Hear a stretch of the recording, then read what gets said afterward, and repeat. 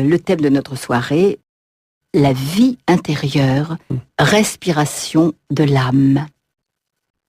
Comment pensez-vous et comment pourrait-on définir l'homme intérieur? Je viens de prendre un grand plaisir, je dirais même presque une jouissance intérieure, à lire le dernier livre de Jacqueline Kellen, Le Bréviaire du Colimaçon. Le Bréviaire, tout le monde connaît, c'est le livre de prière des moines, 7 offices par jour, etc. Depuis l'office du matin à 3 heures chez les trappistes, à 5 heures chez les bénédictins, jusqu'à l'office de complis. In manus tuas domine, commendo spiritum meum. Entre tes mains, Seigneur, je remets mon esprit. C'est la prière du soir. Et le colimaçon, mais pour moi, c'est vraiment l'exemple de la vie intérieure. Il rentre dans sa maison, on voit plus rien. Et quand il ressort, il y a ces 2 petites oreilles qui sortent avec un œil au bout qui sont dirigées vers le ciel. Oui. La vie intérieure, et quand c'est à l'extérieur, c'est uniquement dirigé vers le ciel. Et quand j'étais enfant, je passais un temps infini à regarder cette limace qui portait sa maison sur son dos, et je me demandais à quoi ça servait. Maintenant, je sais à quoi ça sert. Quelle magnifique image de la vie intérieure, entrer à l'intérieur de soi et ne regarder que le ciel. Et Jacqueline Kellen nous explique que l'homme intérieur est celui qui répond présent à la présence et à la grâce. La présence avec une majuscule et la grâce avec une majuscule. Une majuscule, c'est pour moi la majesté avec de l'élégance. Voilà la vie intérieure. Si elle n'était que pratique pieuse, la foi privée d'expériences religieuses ne serait que croyance extérieure, donc sujet à disparaître. On ne perd que les fausses idées des croyances inculquées par d'autres, mais non la foi, qui repose sur une rencontre réelle, sur un amour véritable, sur une tendresse lumineuse. Et c'est lumineux de l'intérieur. Miguel d'Unamuno, soucieux de vie intérieure, explique ce qu'est la spiritualité. Je crois en un Dieu comme je crois en mes amis, parce que je sens l'haleine de sa tendresse. Et je pense à ce chant, ce merveilleux chant malgache, Andrea Manichu, la bonne odeur de Dieu. Je crois que sa main invisible et tangible m'attire, me porte, me presse, parce que j'ai la conscience intime d'une providence particulière, d'un esprit universel qui me trace ma propre destinée. C'est la caresse du divin en nous, qui ne se découvre qu'à l'intérieur de nous. Comme on est loin alors d'une certaine pratique religieuse, avec ses ritualismes, avec ses rubriques, avec ses prescriptions liturgiques, qui, lorsqu'elles sont exagérées, semblent parfois être des conditions données et imposées à Dieu pour lui faire savoir quand et comment, à quelles conditions, nous lui donnons le droit de nous accorder sa grâce. On arrive dans une espèce d'absurdité qui est le contraire de la vie intérieure.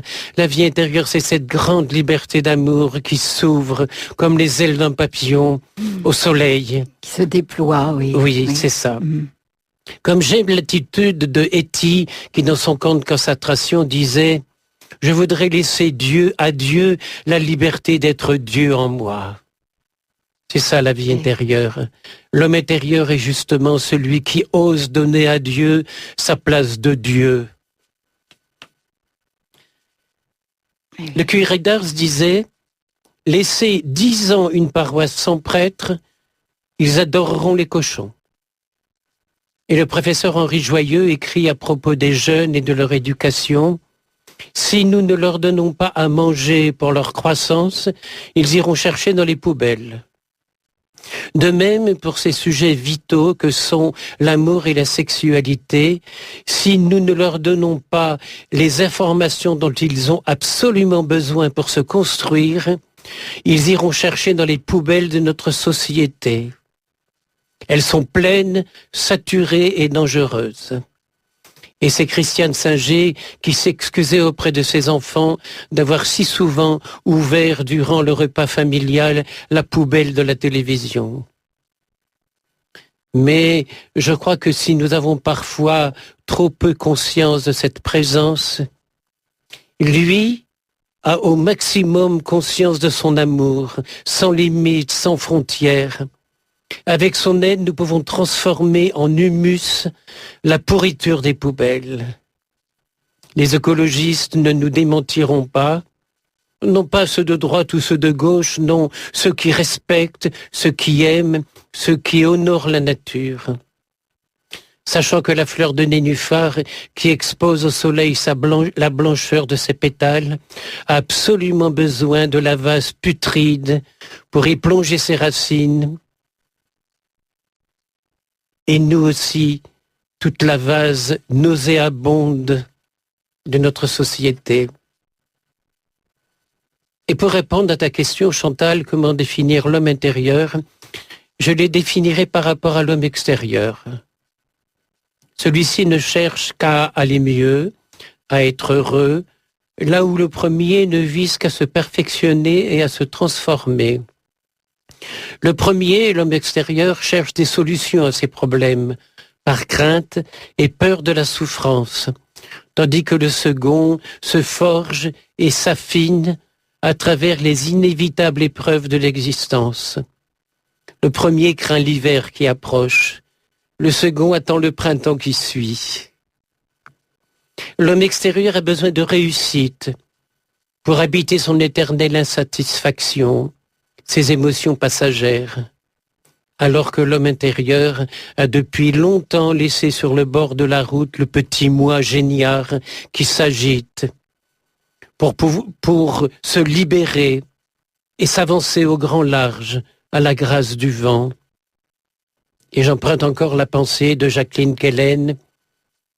Lorsque le pèlerin spirituel se met en marche pour le long voyage, il va vers sa jeunesse, il laisse la mort derrière lui, tout ce qui est futile, factice et périssable. Il abandonne ses masques et sa carapace. Il quitte tout ce qui le retient au passé.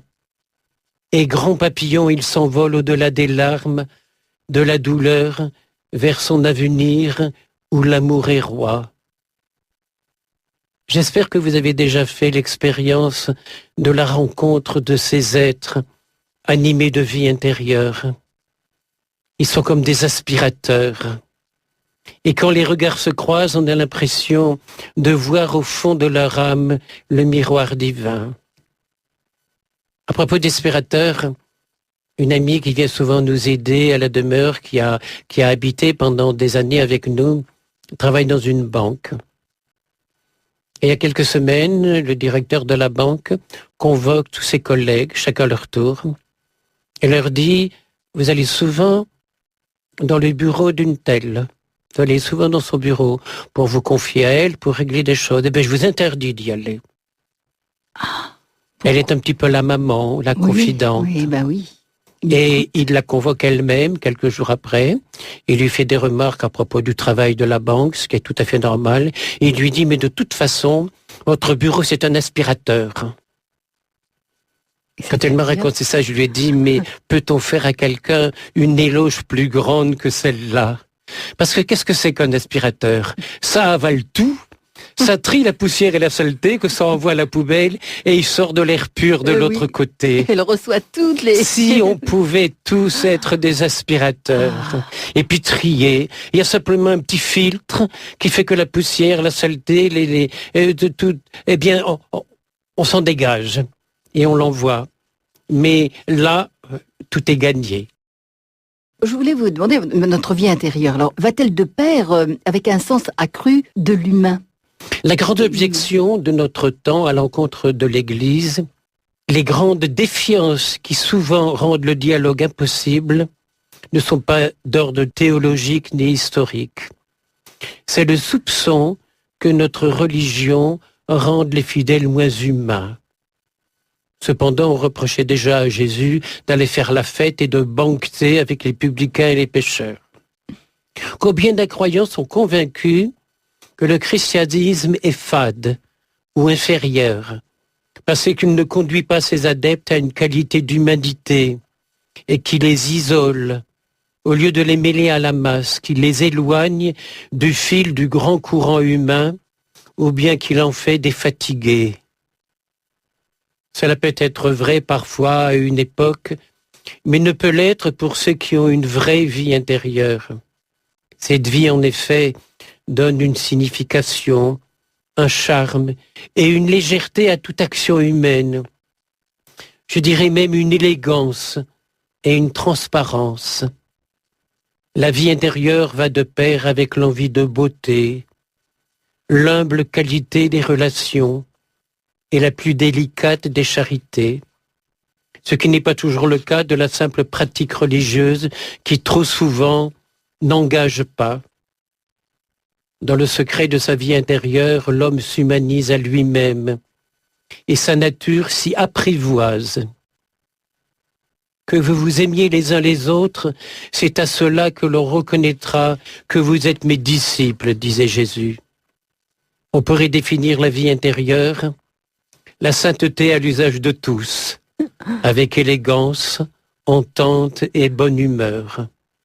De toute façon, Dieu ne s'apprend pas. Merci, Père André-Marie. La vie intérieure, respiration de l'âme. L'homme est plus grand que l'humain parce qu'il porte en lui quelqu'un de bien plus grand que lui, et avec lui il porte son devenir. Et ce devenir est éternel. Alors pourquoi passer son temps à discuter si c'est comme ceci, si c'est comme cela qu'il faut faire?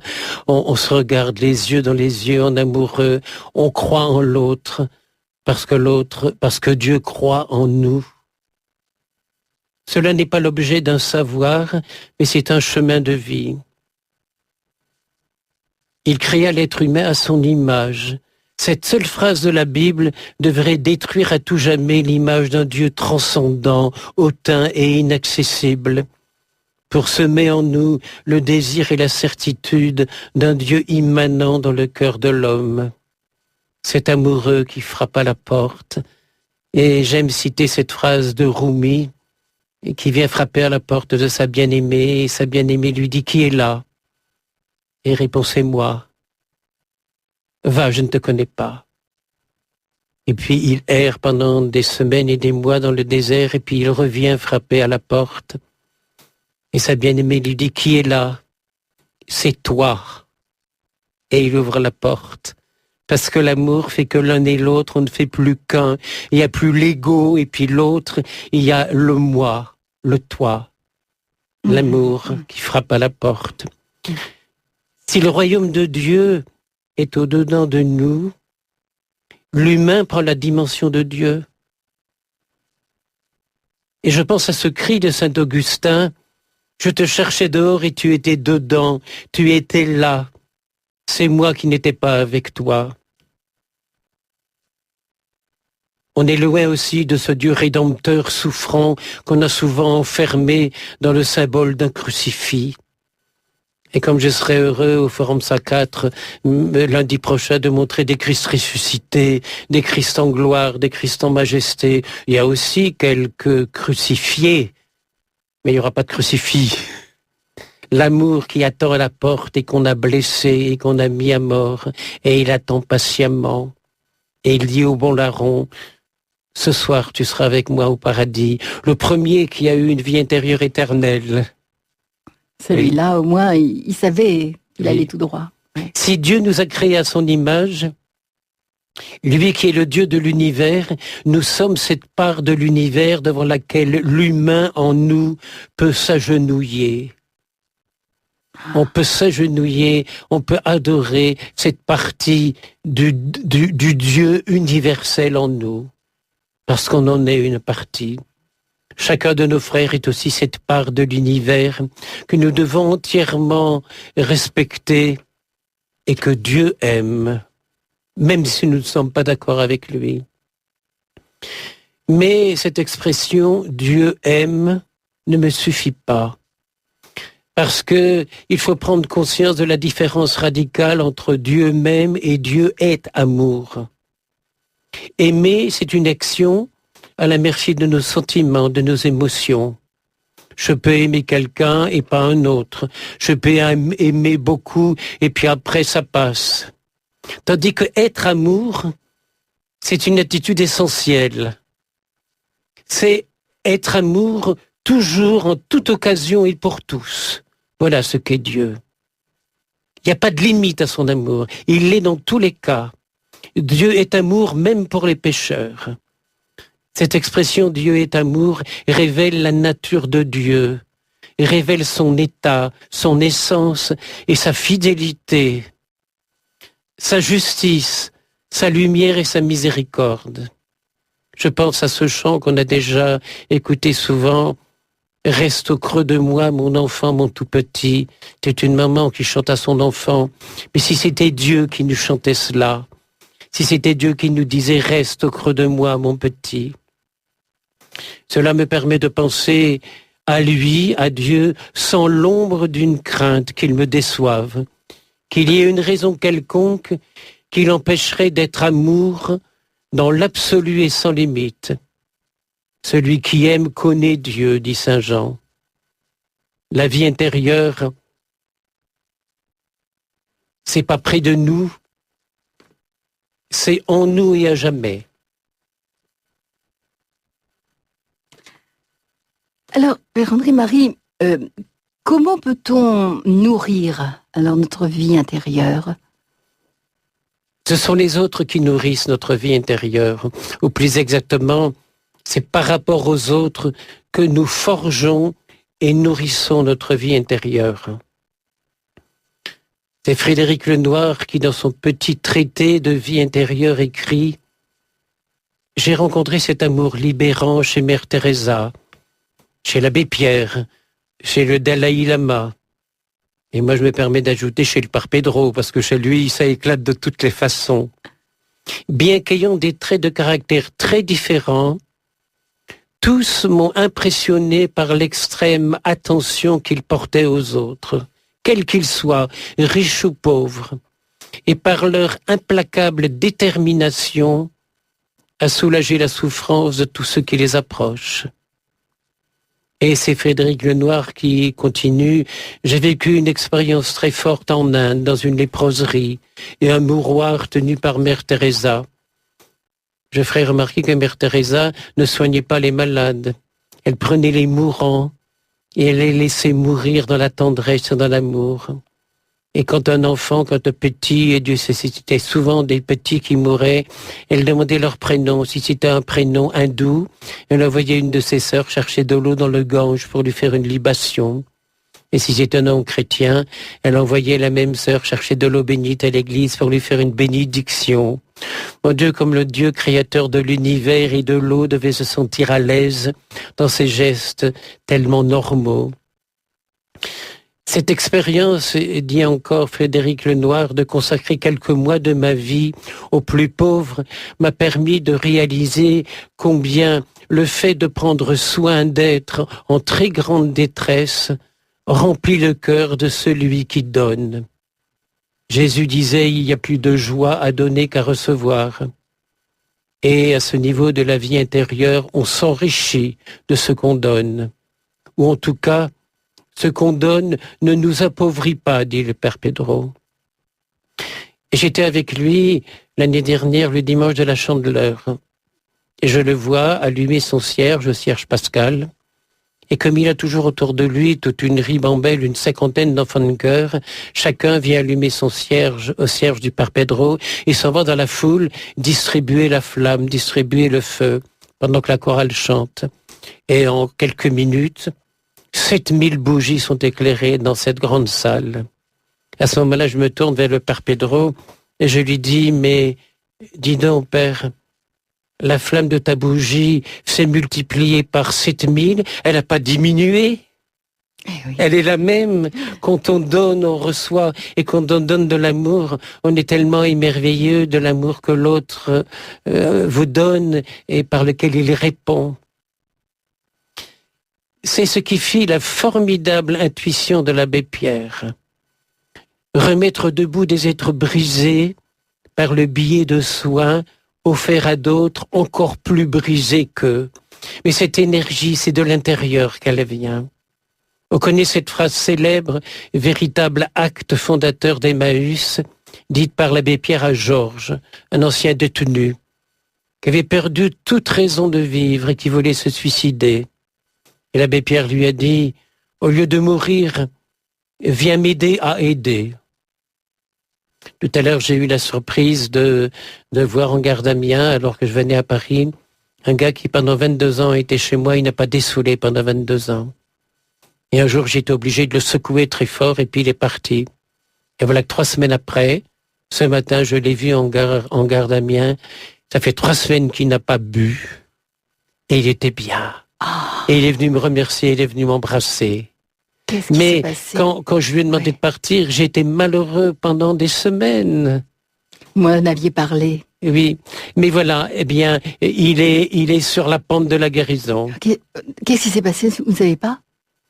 Ben, je pense qu'il avait besoin d'être secoué, il avait besoin de coup de pied au derrière. Donc vous avez eu vous aviez regretté parce que voilà. Et pourtant c'était la bonne action qu'il fallait faire. Et c'était le moment. C'était le moment. Il était mûr pour ça. Ouais. Il semble que c'est l'un pour l'autre qui provoque la rupture de l'indifférence et fait naître l'existence d'un vivre pour les autres. Comme une grande bouffée d'oxygène. L'en-soi de l'être se dépasse et devient l'hors de soi pour l'autre, hors de soi pour l'autre. Cela permet un épanouissement de la vie intérieure, comme une forme de débordement. Mais les débordements sont quelquefois un petit peu excessifs. Parfois la vie intérieure pousse à des excès, du moins vu de l'extérieur. Un ancien officier de la coloniale à qui l'abbé Pierre avait demandé de réintégrer un compagnon mis dehors pour être renté à plusieurs reprises complètement ivre, avait placardé dans son bureau cette prière. « Mon Dieu, donnez-nous le courage de vivre chaque jour les sublimes conneries que le Père nous demande de faire au nom de sa putain de miséricorde. » C'est bien le langage de militaire et c'est bien aussi l'expression de ce que l'abbé Pierre faisait et croyait parce qu'en lui, la miséricorde, ça n'avait pas de limite. Et il disait, faites-le pour me faire plaisir. L'amour, le vrai, l'unique, ne peut paraître qu'excessif aux yeux des fades. Et Jésus dit, les fades, je les vomirai de ma bouche. Mais... Alors justement, Père André Marie, à quoi mène ce débordement de vie intérieure? C'est ce que Etty appelait le supplément d'âme. Et ceux qui n'ont pas ce supplément ne peuvent pas comprendre. Le supplément est quelque chose qui nous permet d'aller plus loin. Lorsqu'on étudie l'histoire des relations humaines, au XVIIIe siècle avant Jésus-Christ, le code d'Hammurabi autorisait la vengeance dans une juste proportion, en rendant le coup à l'équivalence du coup porté, comme une forme de justice. Cette loi du talion est reprise dans la Torah, notamment dans le livre de l'Exode où on peut lire « Si malheur arrive, tu paieras vie pour vie, œil pour œil, dent pour dent, main pour main, pied pour pied, brûlure pour brûlure, blessure pour blessure, meurtrissure pour meurtrissure. » C'était déjà un progrès. C'était déjà un progrès, c'est-à-dire que tu n'en feras pas plus que l'autre en a fait. Tu rendras de façon équilibrée. La Bible, comme d'ailleurs le Coran, reste très ambigu à ce sujet. Par contre, l'enseignement du Bouddha est catégorique.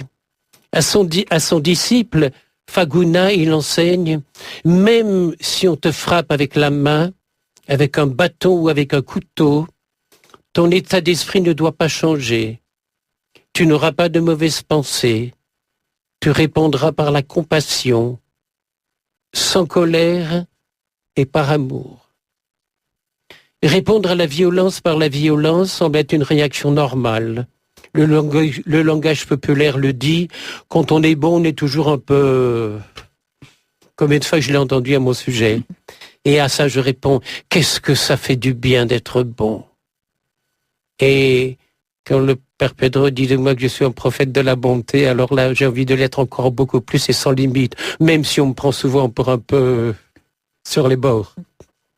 Seul le supplément d'âme dont parle Etty peut, par son débordement, nous faire accepter la parole de Jésus. Vous avez appris qu'il a été dit, œil pour œil, dent pour dent, et bien moi je vous dis de ne pas résister aux méchants. Voilà une leçon dans notre société d'aujourd'hui. Ne pas s'opposer à la méchanceté par la méchanceté, mais se mettre en réserve. Ne pas résister aux méchants. Au contraire, continue Jésus, si quelqu'un te gifle sur la joue droite, tends lui aussi l'autre. À qui veut te mener devant le juge pour prendre ta tunique, laisse aussi ton manteau. Combien de fois j'ai été condamné, je viens d'apprendre que l'évêque d'Antsirabé porte plainte contre moi, l'évêque d'Amiens, pour trafic d'organes, et parce que je continue à défendre un prêtre qui est en prison et qui est torturé en prison. Eh bien, au nom des droits de l'homme, au nom de l'amour qui est en moi, je continuerai. Pour moi, il n'y a pas de problème. Les pauvres ont toujours besoin, et cet homme a été torturé, il s'occupe des droits de l'homme. Or, s'occuper des droits de l'homme, c'est défendre les pauvres contre les riches et les petits contre les grands. Donc la police lui en veut à mort et l'a torturé, etc. Et puis, il faut bien une raison à cette torture. Alors, il paraît qu'on a trouvé 40 cadavres d'enfants dans son orphelinat. Alors que j'ai travaillé le jardin, j'ai planté des légumes, j'ai planté des fleurs. C'est d'une absurdité totale. Mais ces rumeurs continuent en France. Oui, la rumeur, c'est terrible. Et la CAT ne peut pas intervenir ? Vous savez, s'opposer aux autorités religieuses, c'est infiniment difficile. Et la CAT dénonce les choses. Pour le moment, disons que pour le moment, la seule solution pour moi, c'est d'envoyer 4 sous pour qu'il ait un avocat. C'est d'envoyer 4 sous pour qu'il ait un médecin qui le soigne. C'est d'envoyer 4 sous pour que les enfants de son orphelinat puissent avoir à manger. Enfin, j'ai entendu ce matin par une communication téléphonique de Madagascar que cet orphelinat va être dissous, donc les enfants vont être mis entre d'autres mains, je l'espère. Et vous savez, à ce niveau-là, il n'y a que quand on immerge son mental et ses réactions dans la vie intérieure qu'on arrive à résister à la révolte. Oui, bien sûr, bien sûr. On va y revenir dans quelques instants, Père André-Marie. On écoute tout de suite, toujours, Jean-Claude Gianada. Et cette fois-ci, c'est « Je viens vers toi, les mains ouvertes ». Voilà. Quel beau message. C'est pour moi la plus belle prière, c'est d'ouvrir les mains en silence. Oui. Et d'être là, humainement baigné dans le divin, quand l'humain s'agenouille en moi devant le divin. Parce que le divin, c'est d'abord agenouillé devant l'humain. Eh oui. On écoute Jean-Claude Gianada. Et Jean-Claude est vraiment l'un des chantres de la vie intérieure à travers tous ces chants. Et quelle voix chaleureuse qui porte justement tout cet amour de l'intérieur. Et quand on découvre ce qu'a été sa vie, eh bien, c'est vraiment un nénuphar dont les pétales tout blancs s'étalent au soleil, alors que les racines ont été dans la vase, dans les difficultés, dans les contradictions, mais lui aussi, il s'en sort merveilleusement. Alors on l'écoute tout de suite.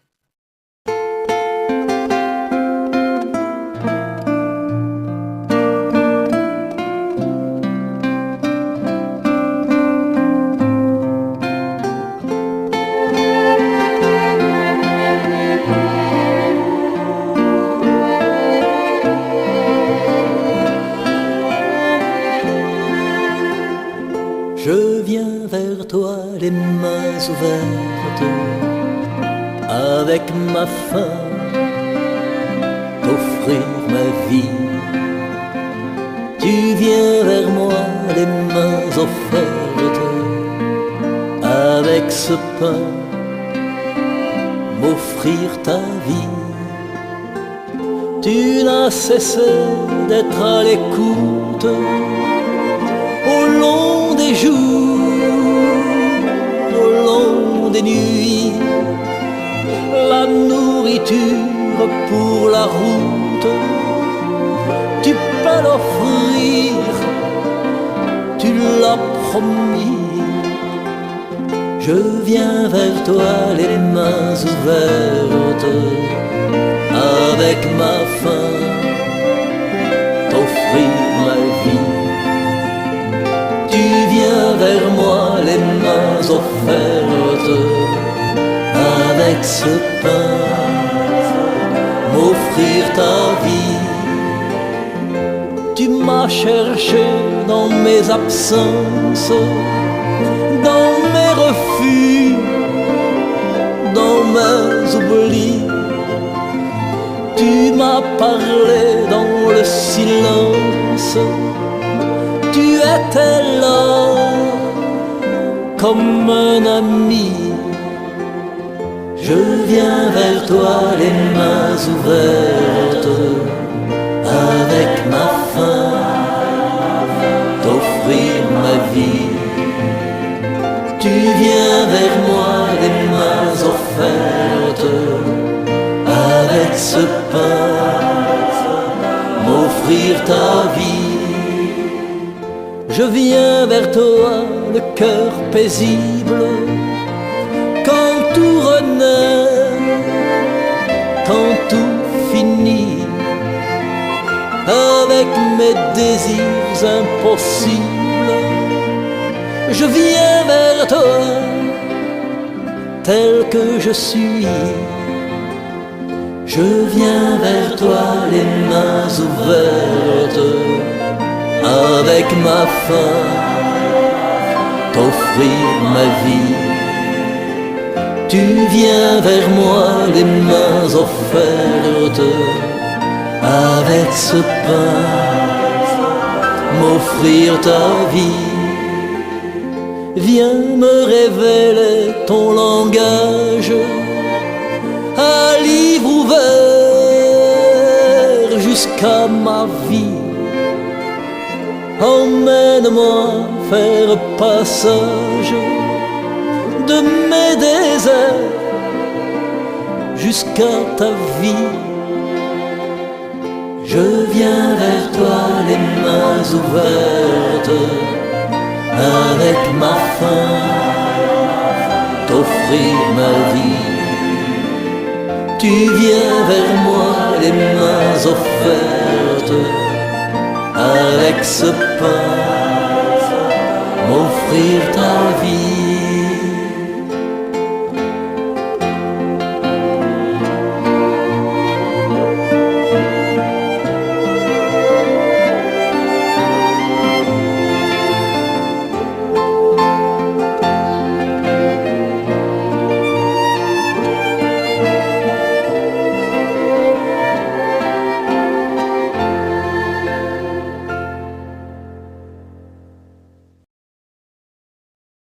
J'ai envie de dire merci Jean-Claude Génada. Nous étions là dans le studio tous les deux, là. Vraiment, on vivait cette... Et mes mains ouvertes ouvertes. correspondent aux mains ouvertes de Dieu qui vient vers moi, mais lui, il y a les traces dans ses mains de son amour, de ses blessures. Il a payé pour avoir droit de nous aimer. C'est un mystère extraordinaire, à faire le droit d'aimer quelqu'un. Justement, une parenthèse là, vous parlez des émotions par rapport à la vie intérieure qui est plénitude, qui est dépassement. Est-ce qu'il y a un dépassement? Comment se situent les émotions qui sont d'un plan psychologique par rapport à cet autre plan, justement, de la vie intérieure, de la vie, cette vie en plénitude? C'est comme le dit Étienne, on laisse Dieu être Dieu en nous. Il y a une espèce de dilatation intérieure qui n'empêche pas la souffrance. Quand on pense à tous les saints, Saint Jean de la Croix, Sainte Thérèse de l'Enfant Jésus, ont beaucoup souffert, mais cette souffrance a nourri leur vie intérieure. Je reviens à l'image du nénuphar qui a ses racines dans la vase. Et la foi, c'est de croire que le soleil et la vase est nécessaire. Je parlais de l'aspirateur tout à l'heure, qui avale tout, qui trie et qui renvoie de l'air pur. Il n'y a plus d'air vicié, il y a simplement un petit filtre, et ce filtre, c'est la grâce de Dieu, c'est le regard de Dieu sur nous, c'est sa présence. Alors on peut poursuivre, Père André-Marie. Voyez-vous une relation entre la vie intérieure et la non-violence? Il y a plusieurs façons de pratiquer la non-violence. Il y a celle qui consiste à fuir une situation difficile qui nous serait défavorable. Dans ce cas, la haine ou tout au moins la rancœur reste. Elle reste habiter notre mémoire et si la situation pouvait se renverser, un désir de vengeance, même s'il n'est pas exprimé, pourrait bien poindre son nez à l'horizon. Et pourtant, on se croit non-violent parce qu'on a fui cette situation-là. Dans ce cas, la non-violence est purement extérieure, artificielle, et peut-être même parfois hypocrite. C'est plutôt une fuite, là. Hein. Voilà. Ouais. La véritable non-violence répond à une exigence de vie intérieure, et elle s'appelle le pardon, qui remplace la violence par la douceur et la bienveillance. L'autre jour, je célébrais la messe dans la chapelle chez moi, et Monique vient me dire, je viens de recevoir un email, les policiers qui ont torturé Salomon Davidson en prison viennent d'être assassinés. Alors j'ai aussitôt dit aux gens, vous savez, je ne me réjouis pas de ça. Qu'est-ce qu'on va faire de bien? Qu'est-ce qu'on décide de faire de bien pour contrebalancer le mal qui vient d'avoir lieu? C'est ça la vraie justice. La vraie justice, ce n'est pas de punir quelqu'un qui a fait du mal, c'est de mettre plus de bien dans la balance que de mal qu'il a pu faire. Plus d'amour encore. Cette douceur et cette bienveillance ne peut sourdre que de ce supplément d'âme qui meuble la vie intérieure. Car on ne peut pas nier ni souligner avec assez d'insistance que le pardon n'est pas quelque chose de rationnel. C'est même presque contre nature. La rationalité se situe dans le camp de la justice des hommes, dans le camp des tribunaux, qui est la réparation de la justice subie. Cela n'est pas très loin, même si on n'en a pas le nom, n'est pas très loin de la vengeance, qui pour la souffrance causée, fait payer par une autre souffrance. Gandhi a guidé toute son action politique qui a abouti à l'indépendance de l'Inde sur l'anisha, l'abstention de tout désir de violence, qui se fonde sur la vérité et sur l'amour pur. Ce sens de la vérité et de l'amour pur ne peut découler que d'une grande intensité de vie intérieure qui semble naturellement et spontanément déborder d'une grande paix intérieure. Parce que si la paix existe quelque part, ce n'est pas devant la Maison Blanche, ce n'est pas devant l'Arc de Triomphe, ça n'est même pas dans un tabernacle, elle ne peut exister que dans notre tabernacle intérieur. Eh oui. C'est le fleurissement d'un sentiment humain. Et la paix peut être en nous. Lorsqu'on pense à l'attitude constante du Dalai Lama, dans le refus de toute action violente contre la Chine, alors que depuis des décennies, depuis plus de 60 ans, son pays subit une répression sanglante dans un isolement politique international complet. Devant une telle situation, le Dalai Lama ne cesse de tendre la main à chacun. Cette attitude ne peut découler que d'une vie intérieure si intense qu'à la question qu'on lui posait quelle est la meilleure des religions, il a répondu, celle qui te rendra meilleur, celle qui nourrira ta vie intérieure à tel point que tu te sentiras meilleur. Et comme je pense à cette énorme hypocrisie des Jeux Olympiques en Chine, où tous les chefs d'État se sont, j'allais dire, ont baissé leurs culottes devant le pouvoir d'argent, devant l'espérance de pouvoir signer des contrats avec la Chine. J'ai chez moi un bol tibétain qui vient d'un monastère qui a été détruit, où les moines ont été tous égorgés, tous tués, et ce bol a été sauvé, et c'est Jacques Olivier qui me l'a procuré, et qui a une résonance extraordinaire. Au moins là, il a retrouvé un lieu Voilà. de paix. Ces bols de guérison, cette résonance de la guérison. C'est un grand bonheur pour moi. Père André-Marie, justement cette non-violence active, on peut dire. Il y a quand même des apôtres de la non-violence qui étaient à Madagascar. Il y avait Jean, un apôtre de la non-violence. Mais il y a beaucoup de non-violents à Madagascar, des missionnaires qui ont été chassés par le gouvernement, même quelquefois par des évêques de là-bas, des évêques là-bas que j'aime beaucoup et que j'admire. Mais il y a des hommes qui sont pris dans le système, dans le mouvement et devant lesquels on peut difficilement réagir, oui. Donc avec le Père André-Marie, bénédictin, potier, poète, nous parlons ce soir de la vie intérieure, respiration de l'âme. Oui, Père André-Marie, est-ce que vous connaissez une expression populaire qui pourrait définir la vie intérieure? Je crois qu'on pourrait dire être bien dans sa peau. Quand on est bien dans sa peau, cela définit notre façon d'être bien dans notre corps. Et si on est bien dans sa vie intérieure, le corps certainement s'en réjouit et il participe, ne serait-ce qu'au ton de la voix.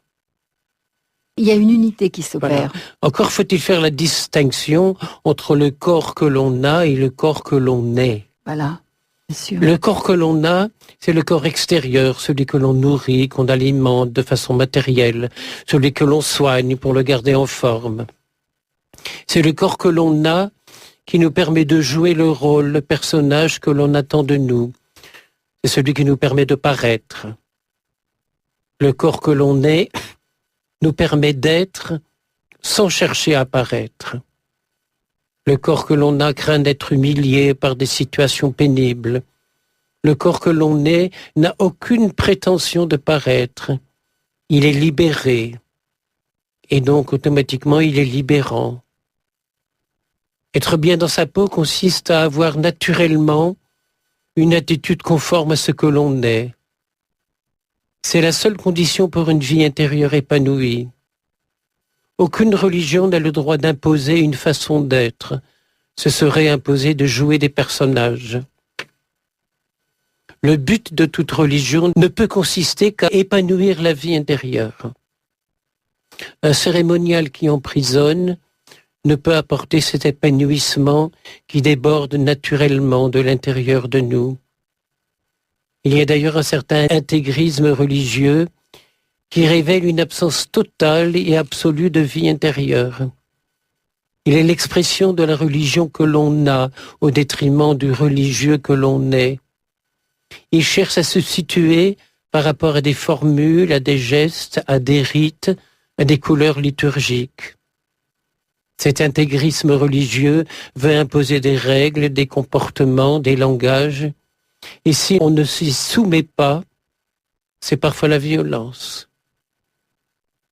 Il n'y a aucune violence pour celui qui a une vie intérieure. Je prie aussi bien en latin qu'en français. Je communie aussi bien en recevant l'hostie dans la main que dans la bouche. J'aime bien prier, me disait un jeune, mais je suis incapable de prier avec mes grands-parents. Il a ajouté, ils sont constipés du goupillon. Je lui ai répondu que si tu pries vraiment de l'intérieur de toi, tu arriveras à rencontrer tes grands-parents de l'intérieur d'eux. C'est peut-être la seule façon de les libérer. Et à propos du latin, je prends une très grande joie quand je suis seul à célébrer la messe en latin. Il ne me viendrait pas à l'idée, quand il y a des jeunes autour de moi qui n'y comprennent rien, mais de retrouver ces mots, de retrouver mon bréviaire en latin, certaines cadences des mots latins pour lire l'amour que Dieu a pour nous. C'est une extrême joie intérieure. Je dirais presque une sensualité, parce qu'il y a l'audition, parce qu'il y a la vue des mots. Je prends un mot, c'est un mot français, mais le mot beauté. Et c'est beau comme tout, ce mot-là. Et il y a des mots, il y a des mots qui sont extraordinaires. Anima mea, mon âme, est aimée de Dieu. Et j'ai l'impression, plus de 50 ans après, je retrouve mes premières années de vie monastique. Et c'est un grand bonheur. Alors, Père André-Marie, vous qui êtes bénédictin, vous êtes aussi potier et poète. Alors, j'avais envie de vous poser cette question. L'art que vous connaissez bien, vous êtes un artiste, est-ce qu'il peut nourrir la vie intérieure? Et si oui, comment? Notre enseignement scolaire est livresque. On nous fait entrer en connaissance avec des éléments extérieurs à nous-mêmes. Dans le jardin d'Éden, Adam a vu les animaux avant de pouvoir les nommer. Dans notre système d'éducation traditionnelle, les enfants apprennent le nom des animaux sans les avoir vus. René Barbier, l'un des chercheurs en éducation, l'un des rares, qui prend en compte la spiritualité et aussi la spiritualité orientale, regrette que la vie intérieure soit la grande absente de l'éducation contemporaine. L'art, dit Raïssa Maritain, procède de la spontanéité, et comme l'amitié, il demande à être entretenu de l'intérieur. Et William Black se plaît à dire que poète, peintre, musicien ou architecte Celui qui n'est ni l'un ni l'autre ne peut pas être chrétien, parce que rien ne vient en lui éveiller et nourrir sa vie intérieure. Et pour s'en convaincre absolument, rappelons ce que disait Maître Eckhart, tout ce que je souhaite exprimer de la manière la plus authentique doit émerger d'au-dedans de moi et se manifester d'abord dans mon intimité.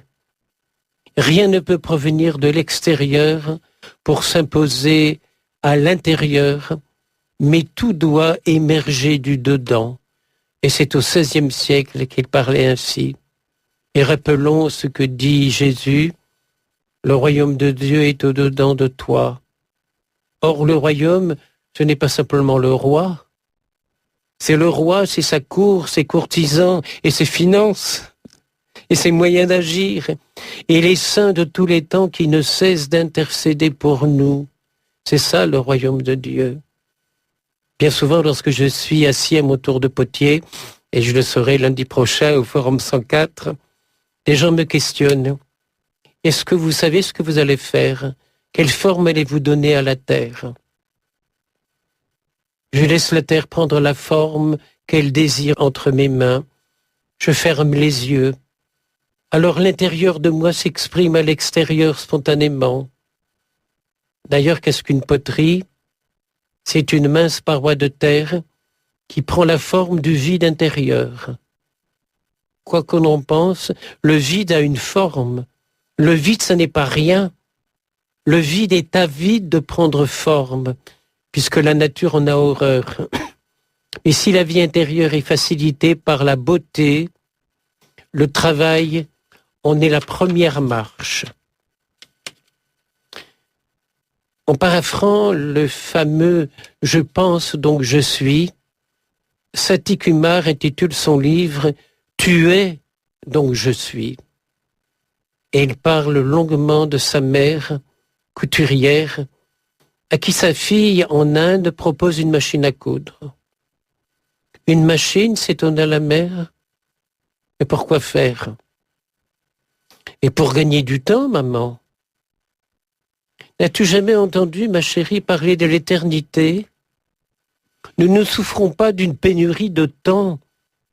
Quand Dieu nous a donné le temps, il nous en a donné énormément. Le temps ne s'épuise pas, il se renouvelle sans cesse, au contraire. Je ne manque pas de temps. Lorsqu'une journée se termine, une autre commence. J'ai des semaines, des années devant moi. Pourquoi veux-tu que j'aille plus vite? J'aime travailler. Pour moi, le travail manuel est une méditation. Méditer ne consiste pas seulement à réciter des mantras ou à respirer dans la position de lotus, c'est laisser la vie intérieure couler en nous. Coudre, préparer le repas, faire la lessive ou la vaisselle, c'est aussi méditer. N'importe quelle activité peut conduire à la méditation. Elle est une ouverture à la vie intérieure. Si je l'entreprends pleinement, avec le sens du sacré. Nous voilà là au cœur du problème, le sens du sacré. C'est lui qui anime notre vie intérieure, qui est cette énergie qu'on partage avec tous. Tu es donc je suis. Dieu est en nous, donc nous sommes. Ça laisse de quoi méditer. Et on s'aperçoit aussi là que, quelles que soient les religions, le sens, l'essentiel de la vie intérieure, c'est la même chose. Eh ben, je voulais vous poser la question justement sur l'importance de la vie intérieure. Est-elle une réalité dans d'autres religions, justement? Alors, qu'est-ce que vous pouvez nous dire là-dessus, Père André Marie? J'aimerais corriger la question. Oui. Et plutôt que de parler d'autres religions, je préférais parler de religieux qui pratiquent d'une autre façon que nous, avec d'autres rituels. Quand on va dans un monastère bouddhiste, il y a le plus ancien du monastère qui vient s'incliner devant vous et les mains jointes qui prononce Namastar. Namasté, c'était la formule ordinaire. Namastar, c'est qu'on devait honorer l'hôte. Namastar, c'est que le divin qui est en toi rencontre le divin qui est en moi. Que c'est beau. Et c'est juste lorsqu'on vit de cette façon, dans sa dimension intérieure. Il y a en même temps une grande humilité. Le 5e Dalai Lama disait « Les affirmations creuses d'érudits orgueilleux qui espèrent trouver l'éveil à l'extérieur d'eux-mêmes reviennent à effectuer des rituels à l'ouest pour se débarrasser des démons de l'est. » Au regard de cela, le grand secret consisterait à libérer à l'intérieur de nous-mêmes notre corps de lumière, ce que Maurice Zundel appelle la présence. Et je pense à cet hymne du Saint-Esprit, Riga codest aredum, rege codest devium, fove codest frigidum. Voilà ce que nous propose la liturgie de la Pentecôte. L'Esprit Saint vient irriguer en nous ce qui est aride et sec. Nos aridités intérieures sont immergées par sa tendresse. Dans la vie intérieure, le Saint-Esprit vient redresser en nous tout ce qui est tordu. Nos complications émotionnelles ne l'intéressent pas. Son pardon remet chaque chose à sa place et vient réchauffer en nous ce qui est froid. Il vient réconforter ce qui est faible en nous, car c'est ce qui est faible qui conforte le plus fort. À chaque messe, on chante « Agneau de Dieu ». L'agneau, c'est le plus faible, le plus fragile, et c'est lui qui va enlever le péché du monde. N'ayons pas peur de nos faiblesses. Elles sont aimées de Dieu. Le pardon va au-delà de tout. Dieu n'aime pas, il est amour. Et il n'y a rien qui s'oppose à cet amour. L'Orient, et plus précisément le taoïsme chinois, a le sens de la vie diminuée. Il pense avec la faiblesse. Il n'oppose pas le fort au faible, ni le vieux au jeune, comme nous le faisons, parce qu'il pense qu'il n'y a pas de fort sans faible, ni de jeune sans vieux. Il faut s'affaiblir si l'on veut pouvoir se renforcer. Il faut vieillir si l'on veut pouvoir rajeunir. Et pour rajeunir, il faut aller du faible au fort, et rajeunir, c'est aller du vieux au plus jeune. Cela permet de comprendre pourquoi toutes les religions, toutes les traditions de sagesse recommandent de faire mourir notre ego pour s'ouvrir à la vie intérieure. On demandait à un sage soufiste qui avait la réputation d'être un homme d'expérience, « Toi qui as de nombreux enfants, quel est ton préféré ?» Il répondit, « Celui des enfants que je préfère, c'est le plus petit, jusqu'à ce qu'il grandisse. C'est le plus éloigné jusqu'à ce qu'il revienne. Celui que je préfère, c'est celui qui est malade jusqu'à ce qu'il guérisse. C'est celui qui est prisonnier jusqu'à ce qu'il soit libéré. Et c'est celui qui est éprouvé jusqu'à ce qu'il soit consolé. » Vous voyez, il n'y a pas de limite à l'amour. Et l'amour s'engendre lui-même et s'invente des raisons d'aimer. Et il trouve toujours la solution. Voilà. C'est la solution unique. Oui. Père André-Marie, la souffrance peut-elle nourrir la vie intérieure et de quelle façon? La souffrance. La vraie souffrance, lorsqu'elle est morale et physique, est horrible. Pour toi, parce que souvent les autres ne se rendent pas compte. Quand on souffre vraiment et que les autres ne se rendent pas compte, c'est encore plus horrible.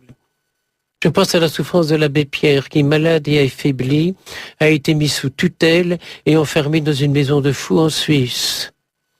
La souffrance de la trahison par la société, alors qu'il avait été député, et par son Église qu'il avait abandonnée parce qu'il lui faisait peur. C'est aberrant de penser ça. Oui. Cette souffrance-là semble être un enfermement, c'est-à-dire un enfer qui ment. Et il ment pourquoi? Parce que d'expérience, je sais que si on descend jusqu'au fond du fond de cet enfer, il se trouve une petite porte étroite qui ouvre sur un paradis.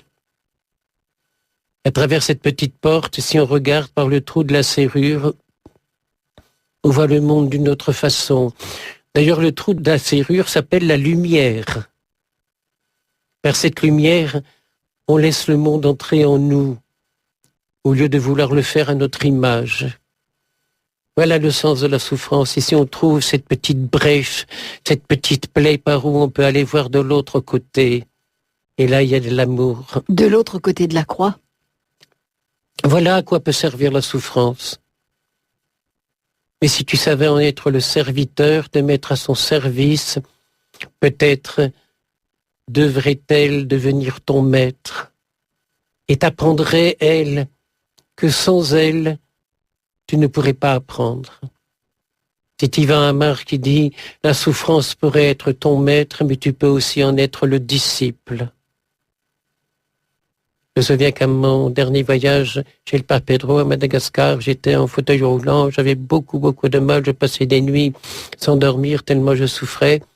Et un jour j'arrive chez le Père, il m'aidait à marcher, il me dit « Alors comment ça va ?» Je lui dis « J'ai trouvé la solution. » Ah bon? J'ai dit à Madagascar, quand on invite quelqu'un, on lui dit Tonga Shoa, on dit bienvenue. Mais je ne l'ai pas invité, la souffrance. Mais si elle est là, c'est qu'elle a quelque chose à m'apprendre. Alors je vais écouter sa leçon. Et puis quand j'aurai appris la leçon, eh bien j'enlèverai le L de douleur et je le remplacerai par le C de douceur. Si on arrivait à traiter ainsi la souffrance sans s'opposer à elle. Je pense à ce livre de Christine Cailleul. Je suis catholique et j'ai mal à mon église. Je suis catholique et j'ai mal, c'est pour cela que j'écris. Ceci est le journal de ma douleur, de ma révolte, de mon espérance aussi. Seuls ceux qui aiment peuvent souffrir à ce point. Aux autres, il n'y a que la révolte gratuite et stérile, négative et mortifère. Et si la souffrance venait à te submerger, ne l'accable pas de défauts, d'accusations, de négations. Traite-la avec douceur, avec bienveillance. Peut-être par mimétisme, te traitera-t-elle de la même façon. D'ailleurs, saint Paul dit « Rien ne peut nous séparer de l'amour de Dieu ». Voilà Patrick, qui n'a pas le téléphone, donc il voulait vous remercier pour le bien que vous lui faites. Donc je vous pose la question, la vie intérieure peut-elle l'aider à aider les autres, dit-il, et à vivre l'Évangile? Mais la vie intérieure, c'est une énergie, et c'est même une énergie divine, alors elle ne peut pas ne pousser à aider les autres, oui. À aimer les autres, Oui. à ne pas juger les autres. Et elle est ce mystère, et cette force mystérieuse qui est en nous. Mmh. Tous les saints qui ont agi de façon extraordinaire pour les autres étaient tous motivés justement par cette vie intérieure. Et donc cette énergie divine, on peut dire. Voilà. Voilà, et donc vivre l'Évangile, bien sûr, mais c'est ça, mettre l'Évangile en action, bien sûr. Alors, Père André-Marie, on parlait de la souffrance, poser la question, peut-elle nourrir la vie intérieure? Mais la souffrance n'est-elle pas une opposition à la vie intérieure? Pour qui cultive sa vie intérieure, le malheur ne peut pas être lié à une faute. Le malheur n'est pas une punition. Il y a le bonheur, une bonne heure, et il y a le malheur qui est une heure désagréable à vivre. Le malheur est étranger. C'est étonnant que nous, les Occidentaux rationalistes, qui avons à notre actif plus d'une centaine d'années de science, nous en sommes réduits et nous croyons encore que la faute et la souffrance sont identiques, sont des responsabilités. On a réduit d'ailleurs la souffrance à des médicaments. Alors qu'une guérison intérieure, je pense à ces petites boîtes à chagrin que je fais, c'est des petites boîtes en poterie. Quand les enfants ont un gros chagrin, un gros souci, ils ouvrent la boîte, ils racontent leur chagrin et ils la referment. Et le lendemain matin, quand ils ouvrent la boîte, il n'y a plus de chagrin parce qu'il y a une petite souris en porcelaine dans le fond qui a tout mangé. Il y a aussi la boîte à pardon, c'est un enfant Jésus qui est dedans. Et quelqu'un un jour m'a dit, mais avec vos boîtes à chagrin et vos boîtes à pardon, vous allez faire fermer les cabinets des psychiatres. Mais dans le temps, quand on allait se confesser, on n'avait pas besoin de psychiatre. Et ce sont toujours pour moi des moments très touchants. D'ailleurs, quand les gens viennent se confesser, on fait la pénitence ensemble, parce que je leur dis, ton péché c'est le mien, mon péché c'est le péché du monde. et ensemble on va aimer davantage, on va demander pardon. On a trop entendu parler de progrès. Il semble ici qu'on ait affaire à un appauvrissement, à une mise à l'écart du spirituel. Quand je pense à 3 calendriers que j'ai reçus cette année, où on a supprimé le nom des saints. 2 janvier, point final, 3 janvier. Et à ça, eh bien, il y a la liturgie qui dit à ces pauvres incroyants, et les saints de tous les temps qui ne cessent d'intercéder pour nous. Ils n'ont pas besoin, eux, que leur nom soit marqué sur le calendrier. Ils continuent. Ils continuent. Oui. Et ils traversent justement toutes voilà. ces... Oui. Le malheur deviendrait une occasion de cultiver sa vie intérieure, de lui faire un lifting, une cure d'amaigrissement, comparable à ces bains de boue que l'on prend pour rajeunir et qui apaisent. La belle eau claire du lagon n'aurait pas le même effet bénéfique que la boue qui soigne. Je pense au fumier et à l'humus dont a besoin le rosier au printemps pour pouvoir développer son parfum l'été venu. On pourrait aussi comparer cela à un vaccin, qui est l'inoculation d'un microbe affaibli pour donner l'occasion de fabriquer des anticorps, de dépasser la maladie. On est loin alors du médicament que certains croient encore comme le seul moyen d'éliminer la souffrance. À chaque Eucharistie, le prêtre supplie le Seigneur et dit seulement une parole et je serai guéri. Quelle est donc cette parole de vie intérieure, silencieuse et mystérieuse qui guérit? Je dirais quelles sont donc tes lectures, tes lectio divina qui nourrissent ta vie intérieure et lui procurent la guérison. Et si la guérison ne venait pas tout de suite, peut-être la souffrance a-t-elle encore quelque chose à nous apprendre. Je retrouvais un manuscrit parce que chez moi, les tiroirs sont tous remplis de textes que j'ai écrits un jour ou l'autre. Là, on sort de ton labyrinthe.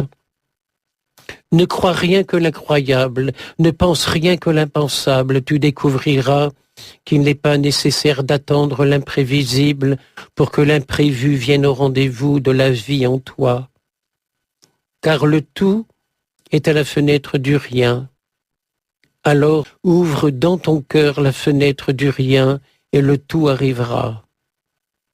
Mais chaque chemin est une ouverture, et une ouverture est souvent une déchirure nécessaire à toute naissance.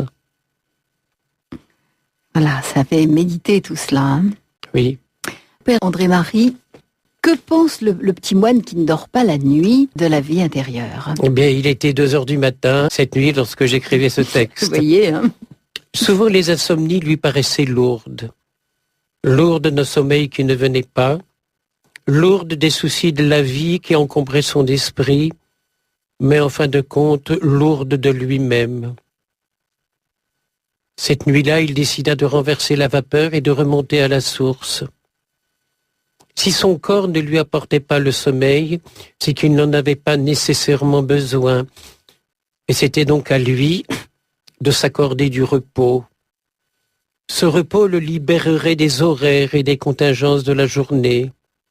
Ce repos lui permettrait de vivre à 100% sa vie intérieure, libéré des habitudes sclérosantes, de ses rêveries stériles, de ses chagrins de plomb.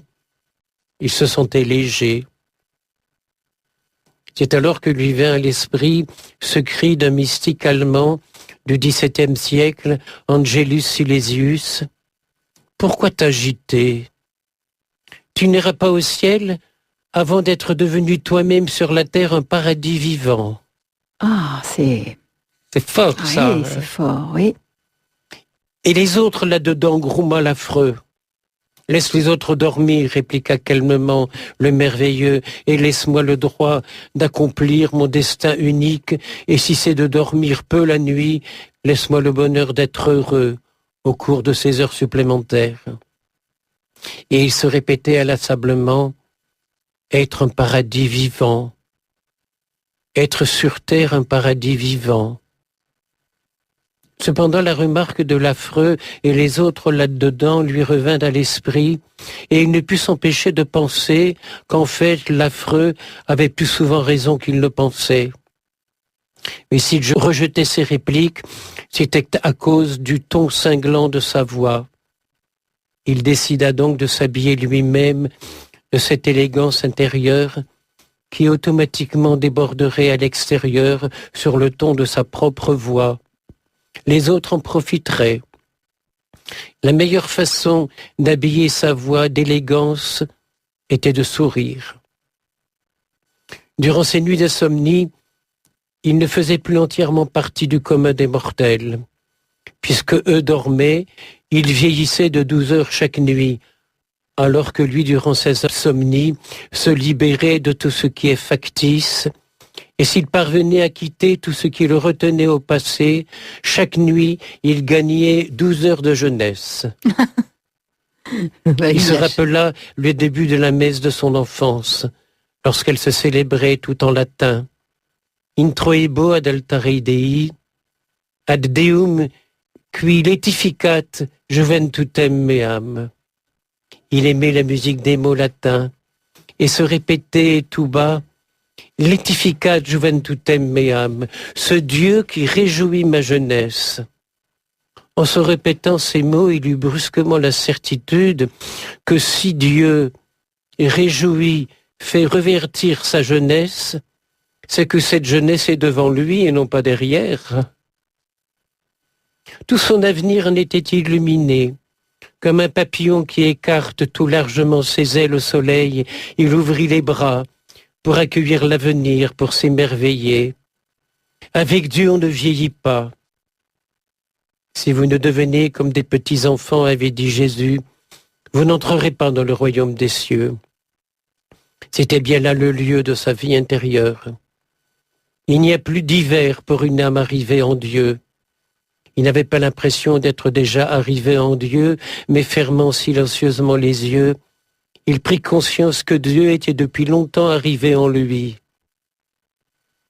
C'était à lui d'ouvrir la porte de son cœur, de se dilater, de se laisser aller cette contagion de bonheur divin. En fait, cela consistait à vivre sa vie intérieure dans laquelle, là aussi, le temps se rajeunit. Alors, comme un enfant en boule, il s'endormit. Voilà. Mais cette idée qui m'est venue cette nuit, oui, cette traduction du Dieu qui réjouit ma jeunesse, notre jeunesse, elle est devant nous, elle n'est pas derrière. Et c'est ça la vie intérieure, c'est rajeunir. Mais l'Esprit Saint fait du neuf. Laisser Dieu se rajeunir en nous, parce que Dieu n'a pas d'âge. L'Esprit Saint qui fait toutes choses nouvelles et qui nous rénove. Qui régénère. Régénère, oui.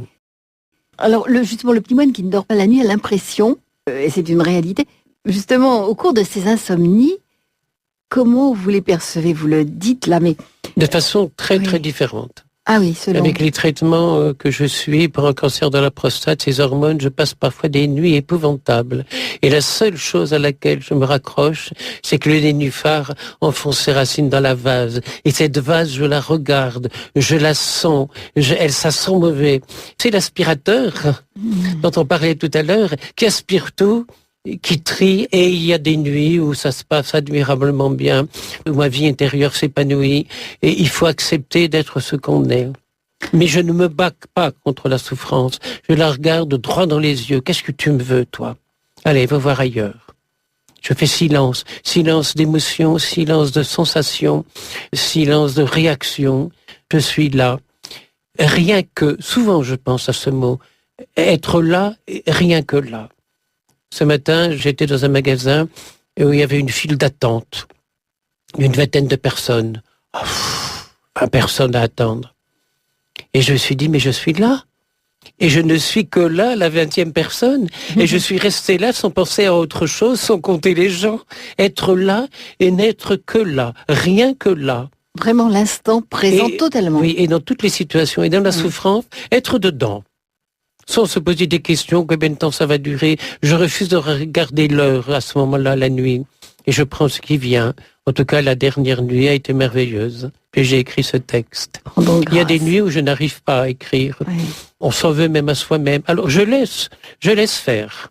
Laisser faire, c'est ça. Attendre, traverser. Et accueillir. Traverser et accueillir. Le chant de Patrick Richard, j'ai tout remis entre tes mains. Et puis savoir qu'on est aimé, c'est tellement... Eh oui. Mais surtout, ne jamais penser que la souffrance est une punition. Ça, c'est pas pensable. Mais de toute façon, avec la vie que j'ai donnée à mon corps, qu'il rejette maintenant, je ne m'en étonne pas. Père André-Marie, y a-t-il des occasions d'exprimer à l'extérieur les secrets de la vie intérieure? Il y a des expériences de vie obscure, de nuit obscure, et je pense à Saint-Jean de la Croix, qui peuvent être des moments féconds pour la vie intérieure.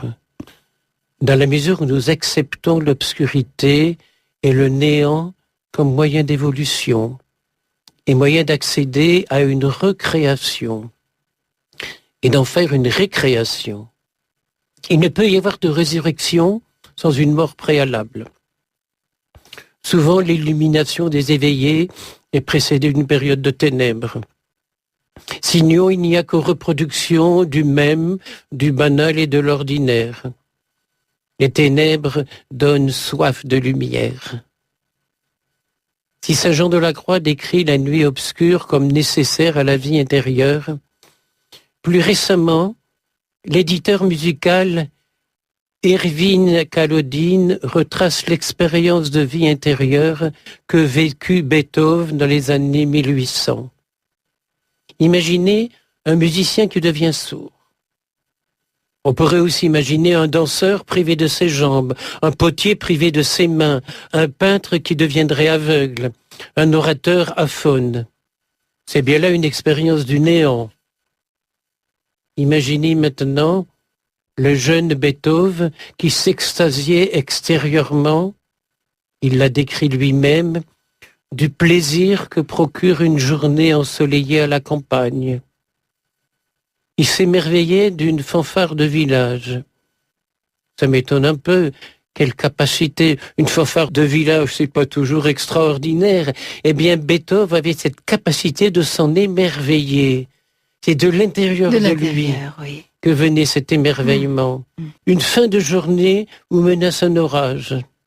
Et voilà que brusquement, Beethoven devient sourd et il écrit « Ô Providence, laisse-moi encore une pure journée de joie.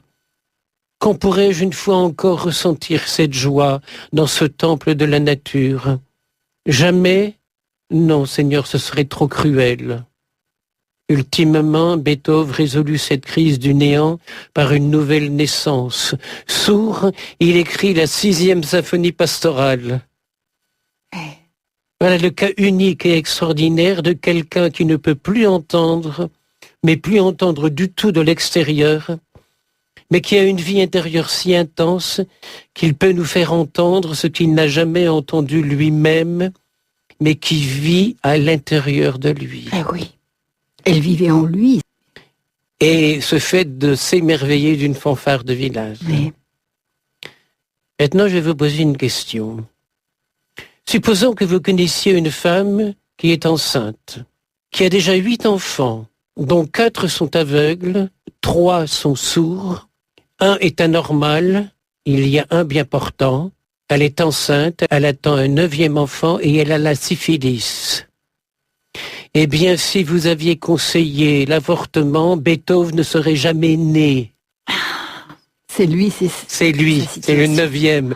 L'avorton, le dernier né, le moins que rien. Celui dont on dit, on n'en sortira jamais rien de celui-là. Eh bien, voilà. Et devenu sourd, sa vie intérieure est plus forte. Et cette 6e symphonie pastorale, qui est une merveille, qui est une inspiration divine, c'est les anges qui lui soufflaient les notes, je crois. Oui. Et bien sûr, c'était une musique céleste. Voilà. Il la recevait dans une autre dimension, voilà. C'était plus ses sens physiques. Oui. Ces petits qui deviennent des grands. C'est Jung qui disait qu'on pourrait perdre son âme en vénérant un Dieu qui serait extérieur à nous. Dieu est amour, affirme Saint Jean, et celui qui demeure dans l'amour demeure en Dieu et Dieu demeure en lui. Voilà l'étiquette qu'on pourrait mettre à la porte. Il y aurait une autre pancarte qu'on pourrait mettre.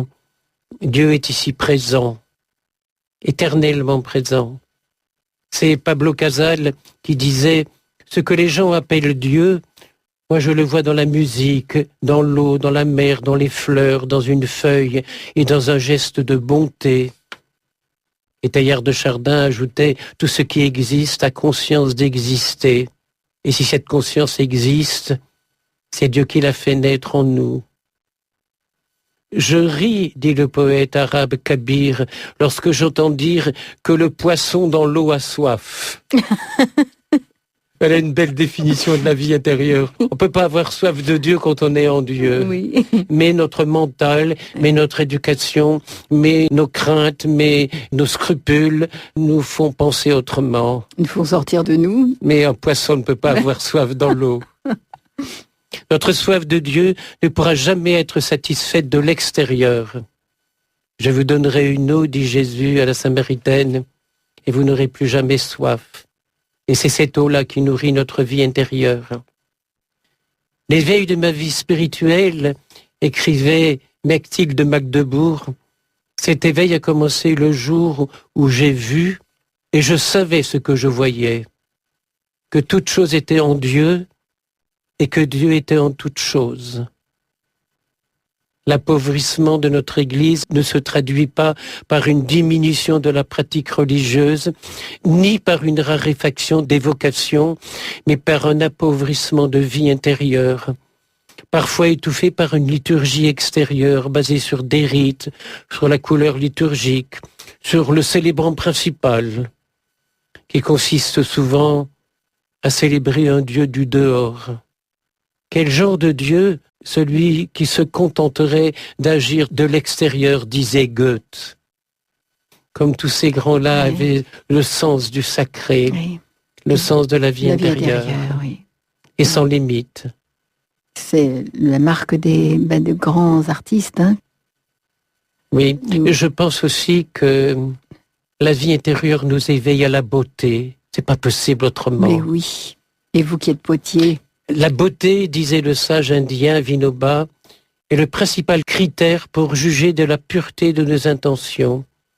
Si nos intentions sont pures, nos actions irradient de beauté. C'est parce que l'âme du sculpteur est belle et pure qu'il peut produire un chef-d'œuvre. La beauté de son travail n'est que le reflet de son âme.